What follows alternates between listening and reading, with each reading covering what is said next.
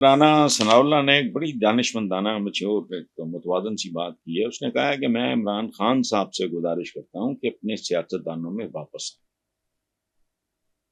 Very nice sentence. اس ملک نے آپ کو سیاستدان اور جماعت کا سربراہ بنایا. میں آپ کو سیاسی مخالف سمجھتا ہوں, دشمن نہیں. That should be the approach. تو لیکن وہ رانا ثناء اللہ میں کچھ ظرف ہوگا, اس نے کھل کے یہ بات کر دی ہے. باقی چیزیں یہ بیسیکلی چمچے کڑچے ہوتے ہیں, باوقار گفتگو بھی نہیں کر سکتے. تو جو رانا ثناء اللہ کا قابل غور ہے. بنگلہ دیش کے حوالے سے میں بات کر رہا ہوں.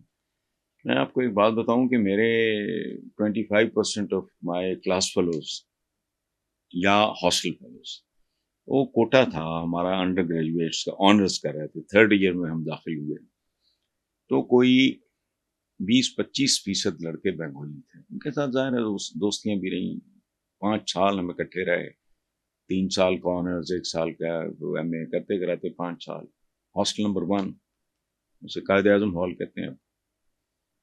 تو یادیں تو تھیں. پھر ایسٹ پاکستان کا سقوط ہو گیا.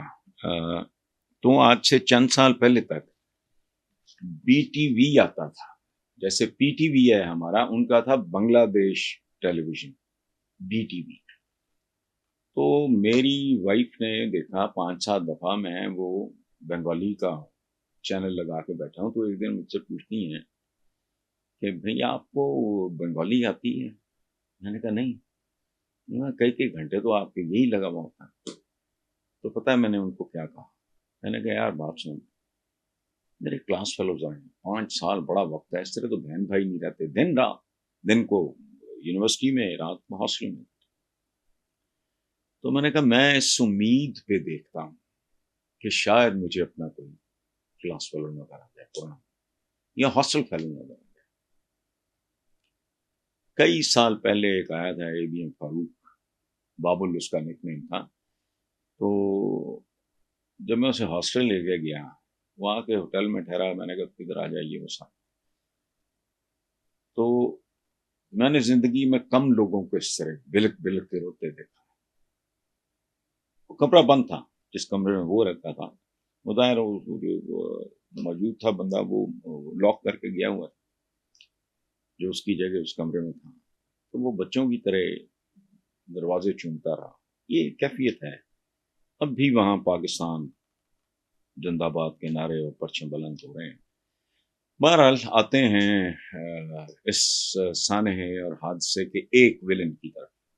شیخ مجیب اکیلا ولن نہیں ہے, اس کے بڑے ولنس ہیں. اس کی جو بیٹی ہے ملک چھوڑ کے بھاگی ہے, لیکن اس کی مشکلات میں کمی نہیں آئی, زیادتی ہوگی. امریکہ نے تو ویسے اس کا ویزا شیزا منسوخ کر دیا ہے. اسی طرح جو برطانیہ یورپی یونین کی طرف سے بھی میرا خیال ہے اس کو گھاسنی پڑے گی. اور اس کھیل میں انوالو تقریباً ہر آدمی کا انجام بڑا بھیانک ہوا. خود شیخ مجیب الرحمان اپنے ہی لوگوں کے ہاتھوں قتل ہوئے. پھر ان کی بیٹی کے ساتھ جو ہو رہا ہے وہی ہو رہا ہے. اس نے وہ فصل کاٹ رہی ہے وہ جو اس نے بیجی تھی. عوام کتے بلے نہیں ہوتے, عوام بھیڑ بکریاں نہیں ہوتے. عربی کا ایک محاورہ ہے, عوام کالا نام, مطلب ایک ٹرم ہے, عوام جانور ہوتے ہیں. یہ درست ہے, لیکن جانور کو بھی ایک حد سے زیادہ تنگ کرو گے تو ایک اور محاورہ ہے کہ بلی پہ اگر تم کھڑکیاں, دروازے, روشن دان ہر چیز بند کرو تو بلی جیسا معصوم بھولا بھالا جانور بھی آنکھوں پہ پڑتا ہے. سو وہ دن آ گیا ہے. اچھا, تو بھارت بھی میرا خیال ہے بہت دیر تک یہ بوجھ نہیں اٹھا سکے گا. ٹھیک ہے, چونکہ ان کا ان لوگوں کے ساتھ کوئی رومانس تو نہیں تھا, وہ تو پاکستان کے بارے میں ایک تھا, باقی ہماری اپنی غلطیاں. میں ان لوگوں میں سے نہیں ہوں جو ہر بات انگریز نے قبضہ کر لیا جی وہ سازش. کیا سازش تھی بھائی؟ ہندوستانی مل کر تھوک دیتے تو وہ ڈوب جاتے. وہ اتنا سا انگلینڈ ہے, ہماری ایک ریاست جتنا, پورے کا پورا بڑے صغیر پر نکل گئے چونکہ ہم چبل تھے. اصل بات یہ ہے. سو ان کا رول, مکتی بانی کا رول اور یہ وہ اپنی جگہ پہ, لیکن ہمارا اپنا رول بھی کم بھیانک نہیں ہے. اچھا, تو دوسری طرف بنگلہ دیش کی سپریم کورٹ بار نے بھارت سے مطالبہ کیا ہے کہ حسینہ واجد کو ہمارے حوالے کرو. صورتحال کدھر جا رہی ہے؟ ایک طرف پاکستان کے پرچم ذرا سوکھنے والی بات ہے، لیکن یہاں کوئی اسٹیٹسمنٹ شپ ہے نہیں، یہاں دکاندار ٹائپ لوگ بیٹھے ہیں جن کو کک سمجھ نہیں ہے کس وقت کیسے کرنا ہے. اس وقت جو سینٹیمنٹ ہے ان کے ساتھ مکمل اظہار یکجہتی کریں، ایک رشتے کی تجدید. دیکھیں بات سنیں، رشتے ٹوٹ جاتے ہیں. میں نے گھر چھوڑا تھا، حالانکہ میری کوئی وجہ نہیں تھی چھوڑنے. میرے والد مجھے سول سروس میں بھیجنا چاہ رہے تھے، میں جرنلزم میں آنا چاہ رہا تھا، صرف اتنی ہی بات تھی. لیکن پھر matter of few years revival ہو گیا، تو ظاہر ہے تو ہو جاتا ہے. سگے بھائیوں کے درمیان ہو جاتا ہے، قریبی ترین دوستوں کے درمیان ہو جاتا ہے، تو کوئی ایسی بات نہیں ہے. اچھا، بھارت نے حسینہ واجد کا، آپ اندازہ لگائیں نا، آپ میں کیا لفظ استعمال کروں، کیونکہ مجھے تو بھارتیوں سے بھی محبت ہے.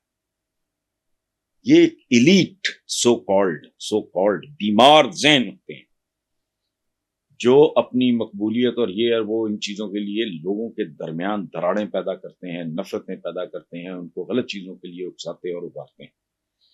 یہ بھارت نہیں اس کا بوجھ اٹھا سکے گا. لیکن کر کیا رہے ہیں؟ وہ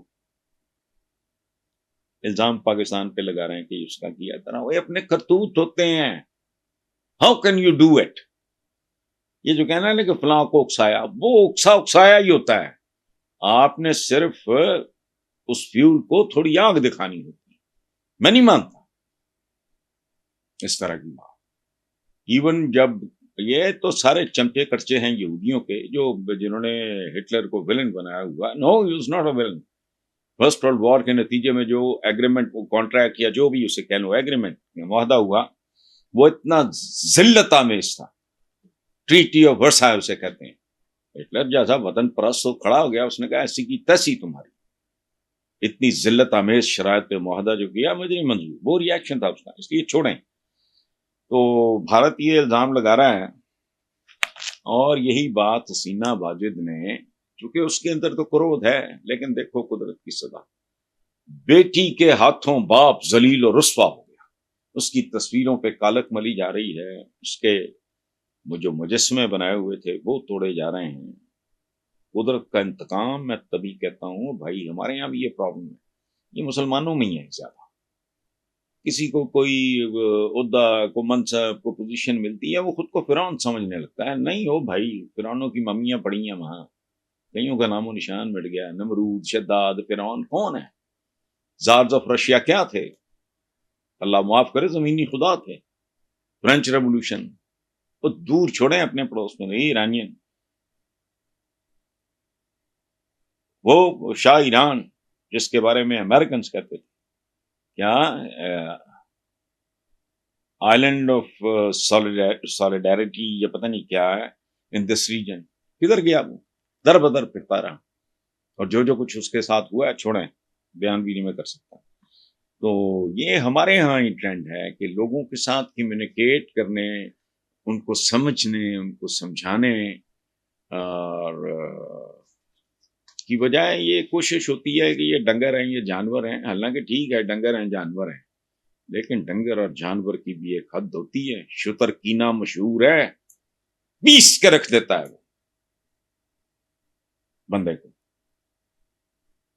اونٹ جس کے حوالے سے شتر کینا کہتے ہیں، تو جانور ہی سمجھو، لیکن اس حد تک نہ جاؤ کہ جانور جو ہیں وہ تمہاری نسلوں پہ تھوک دیں.